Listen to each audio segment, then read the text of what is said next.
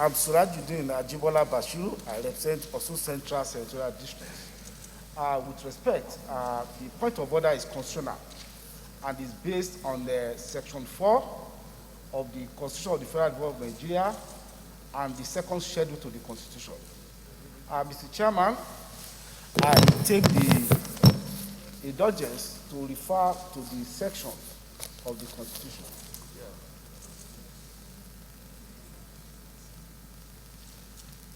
Section 4 of the Constitution, Mr. Chairman, provides for the amplitude of the powers of this National Assembly.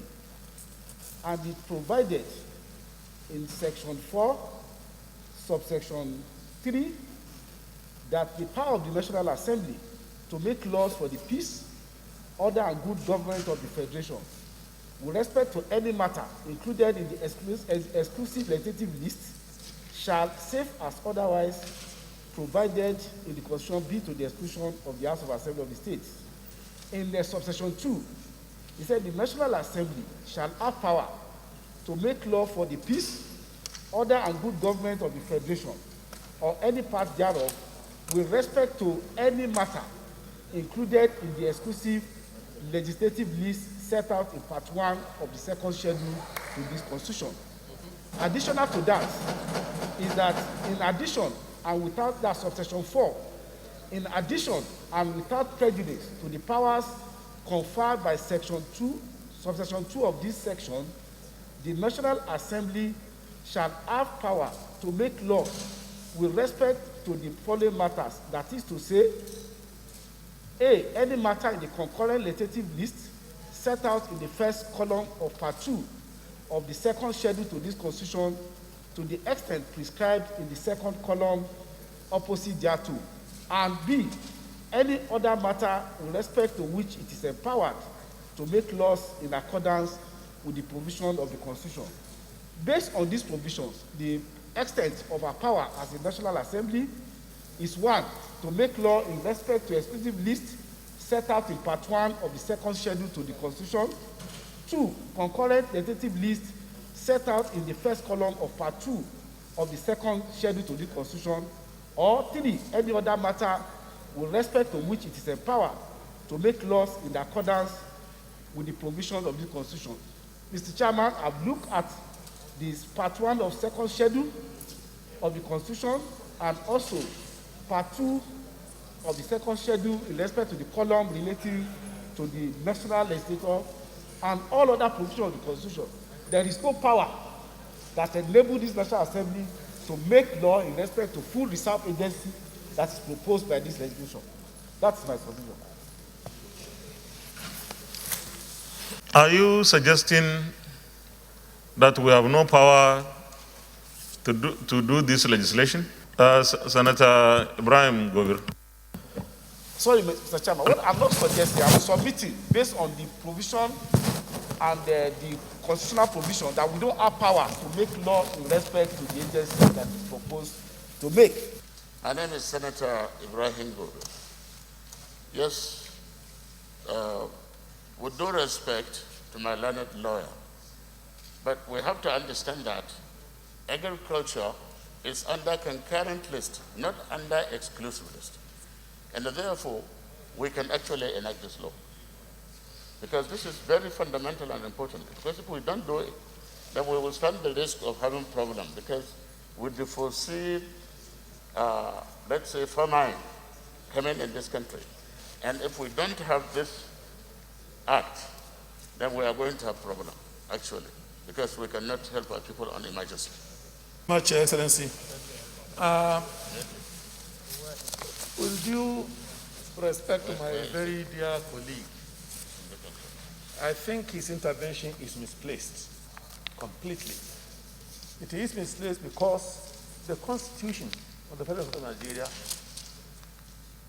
is very clear on the issue of agriculture. Agriculture is not in the exclusive legislative list. It is in the concurrent legislative list. The National Assembly has inherent jurisdiction to make laws for the good governance of the Federal Republic of Nigeria. Where there is concurrence in functions, If any administration or legislator lower than the National Assembly makes law that is in conflict with this, our law supersedes. That is the position of the Constitution of this country. Thank you, Mr. Chairman, distinguished colleagues. I remain Muhammad Adamu Alero, representing Kebbi Central. Mr. Chairman, I'm rather amazed that the National Assembly has no power to make law on Food Reserve Agency. We all know that agriculture is on the concurrent list as far as the 1999 Constitution is concerned, which means the state and the federal government have jurisdiction as initiated by Mr. Chairman. Not only that, virtually all nations in the world do have food reserve agency. This is done in order to mitigate, the scarcity of food arising either from flood, natural disaster, or even crisis of insurgency. Mr. President, more than ever before, Nigeria needs food reserve agency now. The security situation in this country has made it impossible for farmers to even go to their farm and work. So if we don't have this kind of agency, how do we feed our people? So I want to state very categorically that the National Assembly has power to make law on National Food Reserve Agency. We should therefore proceed with the consideration of this report on close by close. Thank you, Mr. Chairman. Let me ask Senator Ajibola. So if the National Assembly cannot legislate on this, who is going to legislate? State?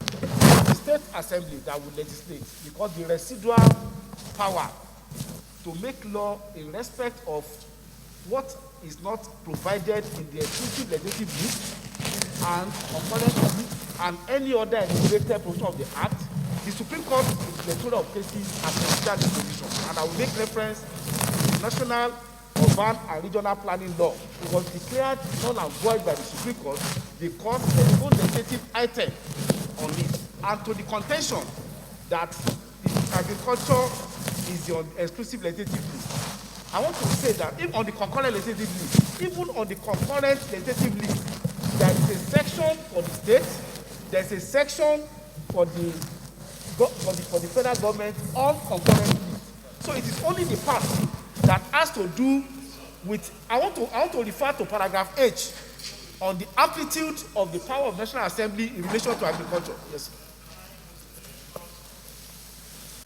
So this aspect of food reserve, does it belong to states exclusively that we cannot legislate on it? Where is it written? Which section of the Constitution?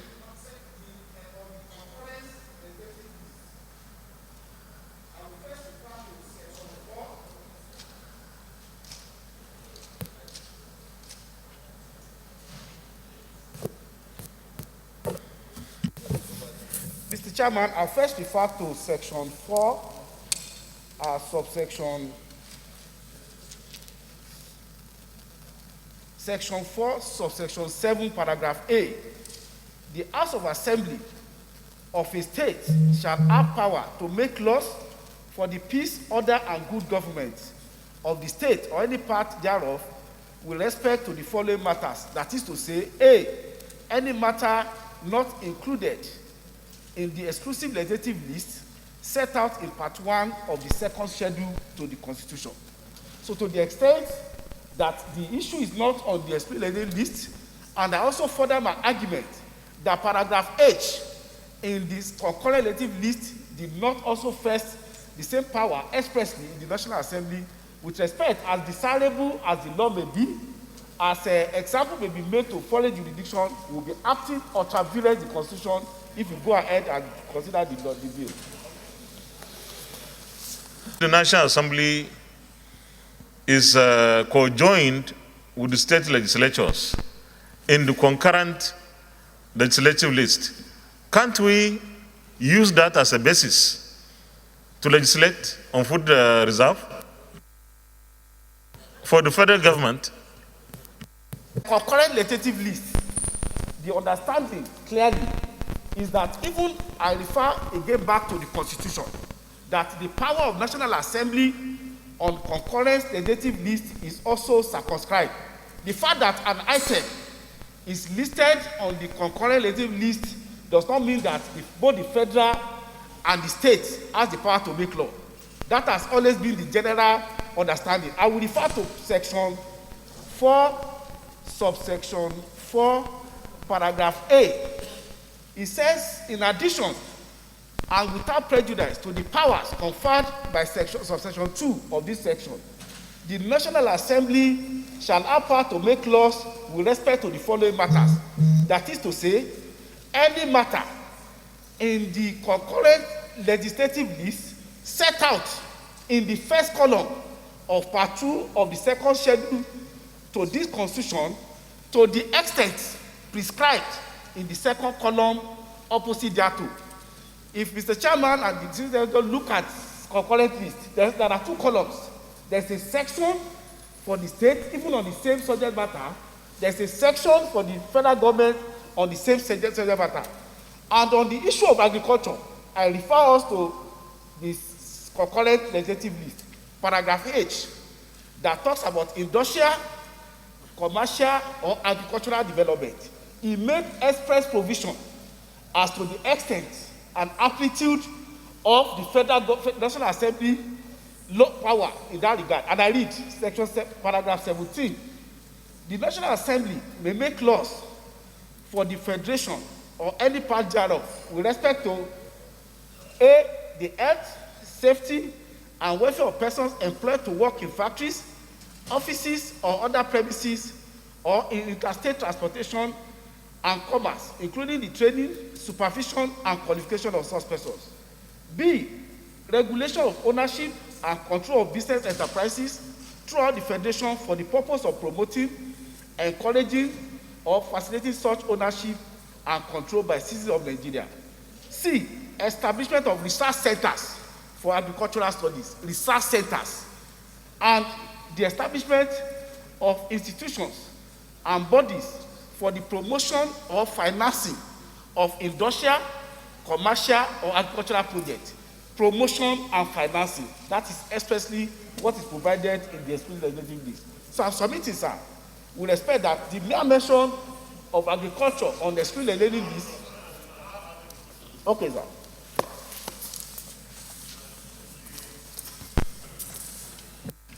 Thank you, Mr. President, distinguished colleagues. I represent Niger North Senatorial District. Mr. President, I'm not a lawyer, but let me say that from my experience as the staff of the Federal Ministry of Agriculture, the subject we are discussing today is a subject that is hierarchical. And so we are talking about the highest level, which all over the world is being controlled by the central government. What this agency seeks to do is to even ask, what is even the mandate of this agency? And Mr. President, distinguished colleagues, if you look at page, I think it's page 5, so, page 5, which talks about the mandate of the agency. If you look at it, you will know that we understand the responsibilities of the state, and it says, for example, first, implement the overall national food reserve policy to ensure a reliable supply of designated commodities and meet local shortfalls in the supply of the designated agricultural commodities in the country. This is taken from the perspective of national food security. And if you look at national food security, you cannot say, oh, a state is the one to provide all the food. No. It is a system designed to ensure that at all times, a country is able to guarantee that food will be supplied and available to its members. If this is true, then where do you take the primary purpose of governance to mean the welfare and security of the citizens? Can you talk about security and welfare of the citizens without food? No. So will a country not have a strategy? Today we are having a serious security challenge. If you look at the Northeast is not able to meet the normal agricultural production cycle that we are used to. And if you look at it, because of that, it has now enhanced the availability of food. It has affected it. To that extent, if you look at the MBS report, you will see that the price of food is going up. The essence of this agency is to make sure that we have a food reserve agency, that we guarantee at least a food reserve. If you remember when we started this pandemic, the federal government released 60,000 tons from the national reserve. So I want to say that clearly, the essence of this particular bill is to make sure that we have a national framework, that we ensure that we don't allow our citizens to fall short when we have any crisis. So the essence of this bill is definitely in line with our mandate, and I want to urge that our colleagues, we should just go ahead and do the needful.